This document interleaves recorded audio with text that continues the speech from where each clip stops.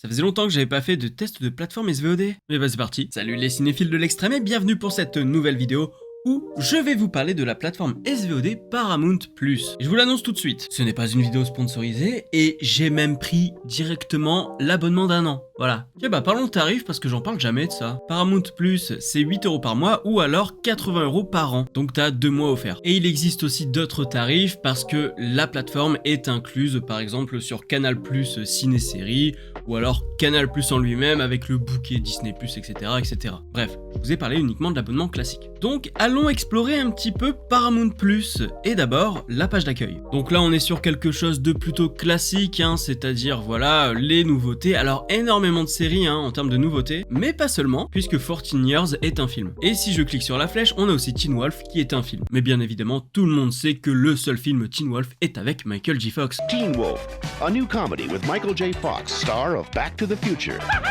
Bref, explorons un petit peu la page d'accueil et ensuite on ira un peu plus dans le catalogue. Donc nous avons les nouveautés, les séries recommandées, les films recommandés en fonction de ce que j'ai vu. Et c'est plutôt fidèle par rapport à ce que j'ai déjà vu sur la plateforme. Tiens bah d'ailleurs j'ai fait une liste sur Captain Watch. Donc pour le moment j'ai vu Un ticket pour deux, Hollywoodland. Ça c'est un film sur la mort de George Reeves qui incarnait Superman dans la série télé des années 50. Et c'est Ben Affleck qui incarne Superman. J'ai recommencé Deadwood. Ah oui, et en termes de séries que j'ai à découvrir ou même que j'ai envie de revoir, il y en a pas mal hein. Je vous laisse la surprise mais on va aller voir ça tout à l'heure. Le Mans avec Steve McQueen, Jour de tonnerre, que je préfère à Top Gun, et oui. Ou encore South Park post-Covid, le retour du Covid. Et South Park post-Covid, on en reparlera plus tard. Du coup, en termes de films recommandés, c'est plutôt fidèle, c'est-à-dire que Top Secret, Starsky Hutch, c'est parce que j'ai vu un buddy movie. Par exemple, La folle journée de Ferris Bueller, c'est tout simplement parce que j'ai vu Un ticket pour deux, qui est aussi de John Hughes. J'ai tellement de trucs à voir sur Paramount. Ensuite, on a continué à regarder, donc là je suis à Deadwood, hein, j'ai presque terminé la saison 2. D'ailleurs, il n'y a que 3 saisons parce que ça a été annulé, et ils ont quand même fait un film pour boucler l'histoire, mais c'est très frustrant. Et de son côté, ma copine a voulu démarrer Nurse Jackie, qui est une sorte de Doctor House, mais version infirmière, clairement. Elle est peut-être même pire. Là, on a une section où les fans de Deadwood regardent aussi, et alors là, faut que je vois toutes les séries. 1883, qui est le spin-off de Yellowstone, il faut que je vois. Billy the Kid, je sais pas trop pour le moment. Ça, je sais pas trop pour le moment. Yellowstone, bah oui. Yellowstone, c'est une tuerie, je l'ai découvert sur Salto. Petit ange parti trop tôt. Goodbye, my lover. Goodbye, my friend. D'ailleurs, c'est l'occasion de préciser une petite chose, parce que Yellowstone, si vous allez sur la page, on a une petite déception. Parce que là, il y a 2 saisons, c'est-à-dire que si je vais le chercher, il n'y a que 2 saisons. Sauf que là, aux États-Unis, ils ont presque fini la saison 5, et en France, on est déjà à la fin de la saison 4, en VF. Parce qu'en fait, la saison 5, elle était diffusée sur Salto quand même, avec un US plus 24. Du coup, les abonnés à Salto qui regardaient la saison 5 de Yellowstone n'ont jamais eu la fin. C'est vraiment pas nice. Et donc, si sur Paramount, vous n'avez que 2 saisons pour le moment, je pense que c'est parce que Salto avait acheté les droits de diffusion en France. Donc, en attendant que Salto, qui n'existe plus, donc je sais pas, ça doit être France TV, TF1 et compagnie qui ont acheté les droits de manière commune, ou peut-être même juste TF1, parce que je pense que c'était passé sur le groupe TF1 Yellowstone. Donc du coup, en attendant que TF1 n'ait plus les droits en France, on va peut-être récupérer au fur et à mesure les saisons 3, 4 et 5 sur la plateforme Paramount+. Pour l'instant, vous avez que 2 saisons. C'est un peu frustrant, je vous l'avoue, parce que c'est une tuerie cette série. Donc on a Brotherhood, c'est pas une priorité. Les Borgia, ça il faut que je le vois. Oz, il faut que je le vois. Myers the Kingston, il faut que je le vois. Tulsa King, je l'ai déjà vu, mais il faut que je la revoie. Parce que je l'ai vu en VO, maintenant je vais pouvoir la voir en VF, et il faut que je fasse une vidéo dessus, donc il faut quand même que je regarde toute la saison, et que là je prenne des notes. On a aussi Dexter, Blue Bloods, bref, des grosses tueries à voir. Ensuite on a les marques, ça j'y reviendrai plus tard, on a les séries en tendance actuelle, donc ça c'est classique, pareil avec les films, les séries originales exclusives, faut articuler Morgane, les films originals et exclusives, et là on a un truc, base secrète, avec Owen Wilson. Je n'ai aucune idée de ce que c'est, et j'ai pas trop envie de savoir. On retrouve South Park post-Covid, The Return of Covid, et donc j'en viens à une question, où est la première partie? Tapons dans la barre de recherche South Park. Allons voir un peu ce qui se cache quand on tape South Park. Ils ont réglé le problème. Je vous explique pourquoi j'étais un petit peu agacé. J'ai regardé The Return of Covid en pensant que c'était le truc à voir en fait, et qu'il n'y avait rien avant. Et sauf qu'après je me suis dit mais merde, sur Captain Watch c'est marqué que c'est le numéro 2 d'une série. Donc je cherche le premier. Et il était pas sur Paramount, il y a genre 2-3 semaines. Donc bah moi j'ai tweeté genre hey Paramount, il est où le post-Covid premier? Et j'ai pas eu de réponse, donc je me suis dit bah peut-être qu'ils l'ont pas pour l'instant, j'en sais rien. Et au final il est là hein. Après est-ce que c'est parce que d'habitude je regarde sur ma télé connectée et que le moteur de recherche n'est pas le même sur la plateforme version télé connectée et version PC, je ne sais pas. Peut-être que sur le moteur de recherche il l'a pas trouvé, ou alors ils ont rectifié le bug, parce que j'ai l'impression quand même que Paramount Plus est assez réactif sur ces bugs. Et il y en a pas tant que ça alors qu'on est dans les premiers mois, donc c'est plutôt cool. Bien joué Joe. Bref, on continue l'exploration de la page d'accueil. Si vous avez des enfants, il y a tout ce qu'il faut pour vos gosses. Bref, je vous laisse explorer. Comme j'ai regardé Un ticket pour deux, il me propose plein de films, notamment les films de John Hughes évidemment, hein, parce qu'on a Rose Bonbon, on a Ferris Bueller, et puis il y a, comme c'est de la comédie du buddy movie, il y a 48 heures, il y a un autre film avec le même acteur qui est dans Un ticket pour deux. La plateforme me semble t'orienter comme il faut, si tu es fan des algorithmes. On a la section à dévorer en un week-end, hein, c'est-à-dire que ça c'est très rapide. Yellow Jacket, qui est notamment sur Canal Série, donc Canal Plus Série, maintenant vous pouvez la voir aussi sur Paramount. Il y a The Offer qui explique comment a été créé, comment a été tourné Le Parrain. Notamment, on a une section action espionnage, Star Trek, alors là, Star Trek, vous avez tout Star Trek, même les pires films. Une section pépite européenne, et donc là, pour la chronologie des médias, je pense que le fait d'avoir déjà une section européenne tend à ce que Paramount ait l'envie quand même de devenir une plateforme vertueuse. Si vous ne savez pas ce qu'est une plateforme vertueuse, je vous laisse aller voir la vidéo qu'on avait fait avec Cinématips, qui aujourd'hui s'appelle Le Culturé. Comme elle date un petit peu cette vidéo, il y a quand même des choses qui ont changé depuis au niveau du timing, au niveau des priorités par rapport à la télévision, etc. Mais globalement, plateforme vertueuse, ça ne change pas. C'est juste plutôt les délais qui changent. Bref, je vais pas vous faire toutes les sections parce qu'il y a énormément de sections et c'est peut-être le souci quand même, hein. Ça n'en finit pas. Je scroll. Ah si, quand même à la fin. Oh, il y a la série Razmoket en 3D, je suis assez curieux de la voir celle-là. Bref, le scrolling. Là, j'ai clairement beaucoup trop scrollé, c'est-à-dire que on a cette profusion de contenu dans tous les sens. Alors moi je parle de contenu parce qu'on est sur une plateforme SVOD, donc c'est le terme qu'ils utilisent. Moi je parlerai d'œuvres pour la plupart. Mais donc on a cette avalanche de contenu et tu sais plus quoi faire, tu sais plus quoi regarder, machin, tu ne sais plus. Et ça c'est le problème. C'est pour ça qu'il faut utiliser Captain Watch, parce que vous pouvez filtrer par catalogue. Alors par contre c'est vrai que pour l'instant on n'a pas encore Paramount Plus, mais ça viendra à un moment ou à un autre. Et du coup faisons le test par exemple avec Disney Plus, hein. C'est-à-dire que là, il va me sortir des films et des séries qui sont sur Disney+, puis après je peux filtrer, hein. C'est-à-dire le genre, la durée, allez, admettons un film de moins d'1h45. Allez, allons-y, soyons foufous, le temps de chargement, il est pas si long que ça. Et donc, voilà. Bref, on a une profusion incroyable de sections qui ne servent à rien et on retrouve parfois les mêmes choses. Et puis, dans le moteur de recherche par exemple, il n'y a pas de filtre, alors que sur Captain Watch on en a. Je voulais aussi revenir sur les marques, parce que là on a du Paramount Plus original, exclusif, MTV, Nickelodeon, Comédie Centrale, etc. Et moi je vous conseille un truc, allez sur Showtime, parce qu'on a clairement des gros délires, hein. On a les Borgia, Californication, on a Twin Peaks, il est où Twin Peaks, il est là. On a Your Honor, bref, c'est plutôt sympathique. Avant d'aller voir les catalogues de films et séries dans leur entièreté, on va quand même aussi aller voir les fiches des séries et des films, parce que c'est pas foufou à ce niveau-là par contre. On va aller sur Days of Thunder, voilà. Déjà, le film, dès que tu cliques dessus, ça commence. T'as même pas le temps de savoir quoi que ce soit, c'est-à-dire que tu as une affiche, tu veux aller voir un peu ce que c'est, non, le film commence direct, donc ça déjà pas cool. Ensuite, tu vas scroller, t'as le titre du film, l'année, la durée, un synopsis qui tient sur une ligne, et t'as même pas le nom du réalisateur, tu sais rien de plus. Ça, Paramount, c'est pas ouf, hein, là je dois le dire quand même. Et puis en dessous, on a Vous aimerez aussi, et là, il nous balance Top Gun. Bon, ça oui, c'est similaire, mais après... Ouah, mais Footloose, rien à voir, Flashdance, rien à voir, 48 heures, rien à voir, jeu de guerre, le sein, je sais pas. Mission Impossible à la rigueur c'est de l'action et c'est avec Tom Cruise, Black Rain pourquoi pas. Il y a des inepties dans ce machin. À la poursuite d'Octobre Rouge c'est dans un sous-marin, les Incorruptibles, ça n'a rien à voir. Indiana Jones j'en parle même pas. Alors qu'ils ont des films similaires à Jour de Tonnerre sur Paramount. Par exemple, ils ont le film de bagnole Le Mans avec Steve McQueen. Bah, même en allant au bout, il n'y est pas. Et à la rigueur, Biker Boys, ils auraient pu le mettre au début. Donc moi j'ai un petit message à Paramount+. Si vous avez besoin d'embaucher quelqu'un pour trouver des films similaires que vous avez sur votre plateforme, eh ben vous pouvez m'appeler. Je pense que je commence quand même à avoir un petit bagage à ce niveau-là. Et là je vous ai montré les miniatures de mes vidéos, mais je le fais aussi sur Captain Watch. Et sur Captain Watch, on est bien plus précis, attention. Donc là je suis sur la page de Days of Thunder, je scroll, et puis on arrive à films similaires. Alors oui, c'est vrai, Driven n'est pas sur Paramount+, Rush non plus, Top Gun il y est, Cars c'est du Disney, mais voilà, on a quand même des films qui sont assez similaires, et puis sur le devant, ce qu'on met en avant c'est quand même plus Le Mans, Biker Boys, Top Gun, ce sont des films qui sont vraiment similaires. Et après bon, il y a des films qui sont des années 80-90 avec Tom Cruise, donc ils sont soi-disant similaires.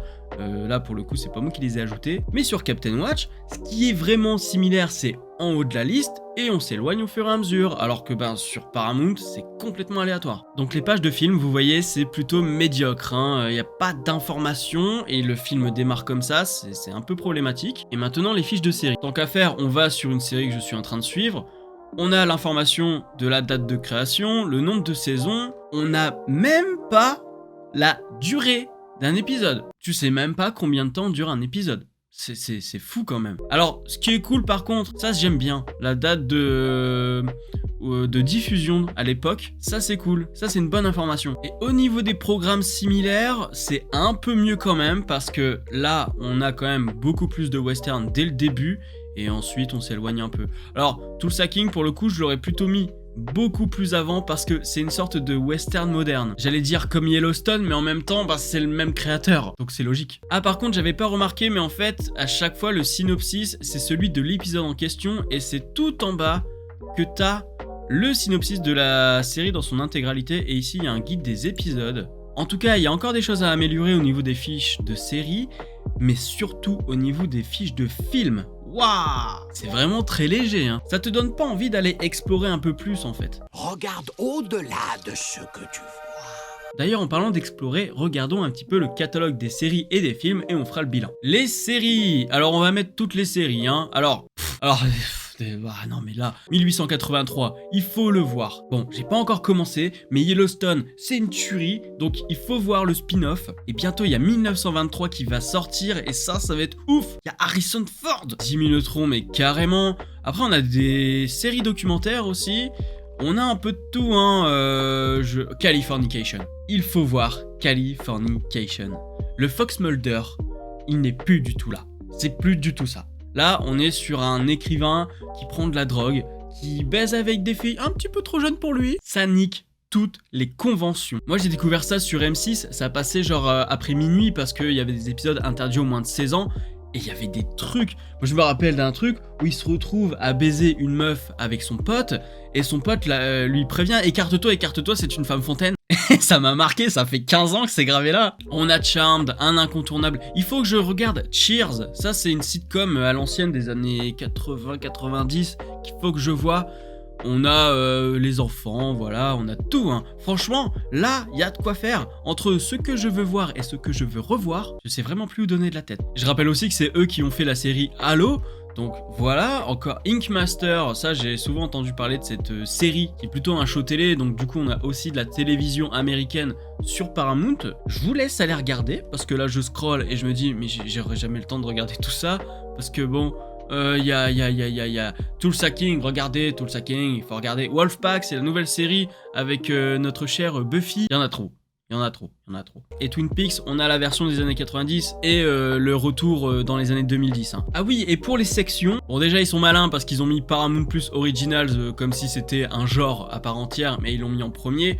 Policier, drame, sci-fi. Si on cherche tous les Star Trek, tout est là. Documentaire, Real TV, c'est plutôt bien ordonné en termes de genre. Donc là, rien à dire et on va explorer les films. On va rester un petit peu plus de temps sur les films parce que j'ai des remarques à faire. Alors, en termes de films, on a un peu de tout. On a de l'action, aventure, humour, policier, documentaire, drame, kids. Mais t'es enfant, faites pas chier. Horreur, scream, comment vous dire, on avait vraiment besoin d'une section Scream pour retrouver les 3 Scream, sachant qu'ils s'appellent tous les 3 Scream et que donc du coup dans Horreur on les aurait tous à la suite. C'est une simple question. On a la section nominée qui là m'intéresse beaucoup, parce que si j'ai pris Paramount, c'est avant tout pour voir des classiques. Des classiques des années 50-60, du Jerry Lewis, du western, des films avec Audrey Hepburn, bref, tout ce que je vois passer sur Paramount Channel à la télévision et que j'ai tendance à rater souvent. Le True Grit, premier du nom avec John Wayne, j'ai envie de le voir. Boulevard du Crépuscule, j'ai envie de le voir. Gatsby le Magnifique, premier du nom, j'ai envie de le voir. Le plus sauvage d'entre nous, j'ai envie de le voir. Mais repartons à tous les films et on reviendra sur ces films que j'ai envie de voir. Donc on a des classiques, American Beauty, Amistad, tout est par ordre alphabétique là évidemment. On a des trucs vraiment pas ouf, ça c'est ce genre de téléfilm pour enfants, je sais pas du tout pourquoi c'est là. On a du très récent, Bumblebee, voilà, c'est du Transformers. On a Copland, mais Copland, regardez-le si vous n'avez jamais vu Copland. C'est le renouveau de Stallone. Dommage qu'il n'ait pas continué sur cette voie-là. On a des choses un peu moins connues comme Frankie et Johnny avec Al Pacino qui passe notamment sur Paramount Channel, c'est comme ça que moi j'ai connu. Mais le problème c'est que tout se balade un petit peu n'importe où. Regardez, on a Mission Impossible 1, 3, Ghost Protocol. Ici, on a un truc qui n'a rien à voir, mais comme ça s'appelle Mission Critique, bah c'est au milieu des Missions Impossibles. Et ensuite, on repasse à Mission Impossible Rogue Nation. Donc là, par exemple, ça aurait peut-être été pas mal de faire une section Mission Impossible pour pas te retrouver avec ce foutoir. Pareil avec Transformers. Là, t'as le 1, 2, 3, 4, 5. Mais du coup, à côté, t'as pas Bumblebee. Et ici, on a le True Grit des frères Cohen. Te dit, tu vas avoir le True Grit avec John Wayne, alors que finalement, il est là. Donc, on a l'original qui est juste là, parce que tu comprends, c'est 100$ pour un shérif dans la version française. Donc, ils ont mis le nom français. Et ensuite...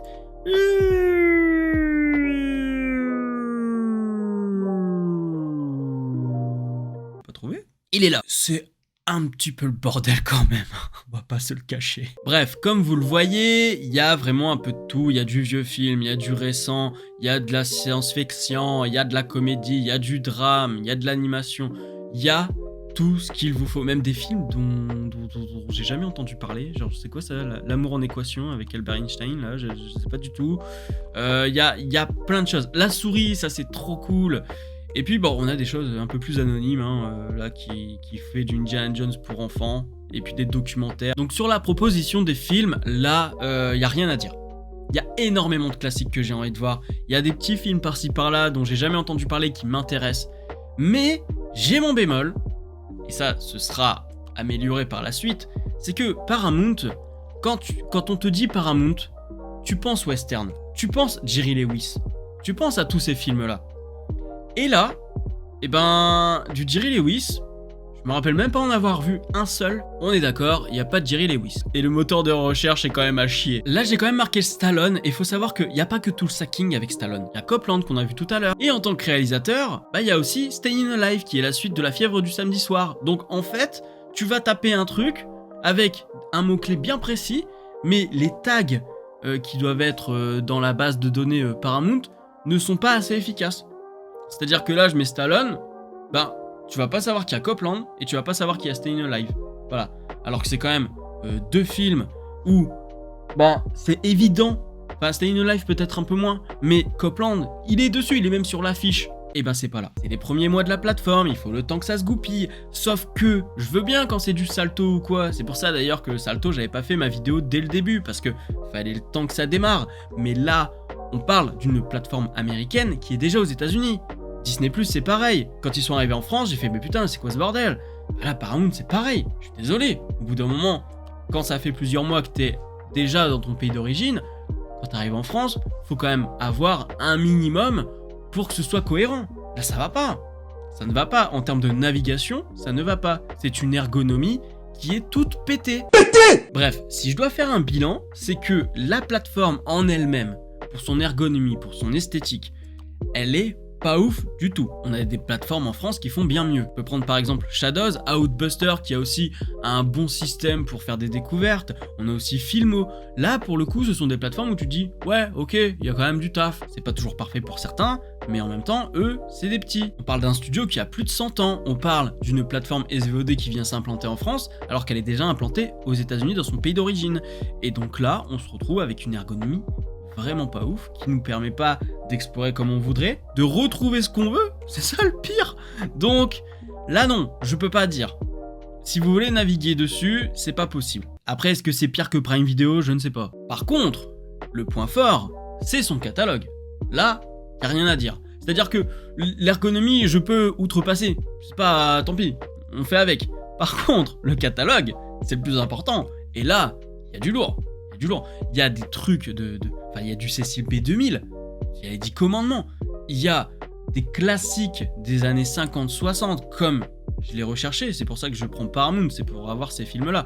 Il y a de la comédie culte, il y a du John Hughes, il y a des séries qui ont une maturité, qui étaient bien en avance avant les Netflix et compagnie, qui font partie un peu de cette vision HBO, où on s'adresse à un public beaucoup plus mature, avec des enjeux qui sont à la fois cinématographiques et scénaristiques. Voilà, c'est pas de la série basique ou un épisode de 40 minutes une fois par semaine, une aventure. Là, il y a un enjeu global. Donc oui, je peux pas vous dire que cette plateforme n'est pas intéressante pour ce qu'elle propose en termes de catalogue. C'est même une des meilleures pour ma part. Et je dis une des meilleures en prenant en compte que, en effet, pour l'instant, ils n'ont pas encore tout leur catalogue et qu'ils vont le mettre au fur et à mesure.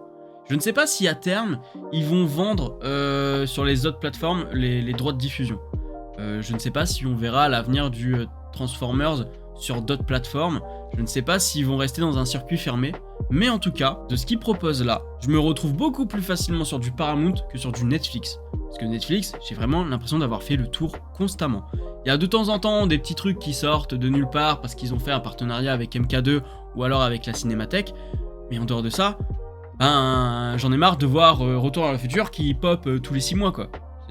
J'exagère un petit peu, mais c'est l'idée, vous comprenez. Vous avez 7 jours gratuits, faites le test. Je vous invite pas à acheter, je suis pas sponsorisé, j'ai même pas de commission, j'ai rien du tout là-dessus. Il y a peut-être moyen d'abandonner des Netflix pour Paramount, hein. Parce que rien que les séries Tulsa-King, Yellowstone, 1883, 1923, les Star Trek... de toute façon, vous en avez pour des années à regarder tout ça. Donc ouais, non, moi Netflix, franchement, vraiment, hein, je le garde parce que j'ai mes parents qui continuent à regarder les séries dessus. Sinon, Osef. Bref, c'est tout pour cette vidéo qui est un tout petit peu longue parce que j'avais énormément de choses à dire. Si elle vous a plu, n'hésitez pas à mettre un pouce bleu, à la partager sur les réseaux sociaux. Et puis en commentaire, venez vous exprimer. Par exemple, venez me proposer les séries et les films que vous avez vus passer en me disant tiens, il faut que tu regardes ça, c'est très cool. Là, j'ai déjà énormément de choses à voir sur Paramount. Mais en tout cas, voilà, n'hésitez pas à me donner des conseils. Et puis dites-moi aussi si maintenant vous avez envie de vous abonner à cette plateforme. Est-ce que vous êtes déçus? Est-ce que vous avez des envies particulières qu'il manquerait? Par exemple les Jerry Lewis, je le rappelle. Et puis voilà, hein, c'est tout pour cette vidéo. Abonnez-vous à la chaîne si ce n'est pas encore fait et n'oubliez pas d'actionner la cloche pour être alerté des prochaines vidéos. Quant à moi, je vous dis à la prochaine sur la toile. Salut!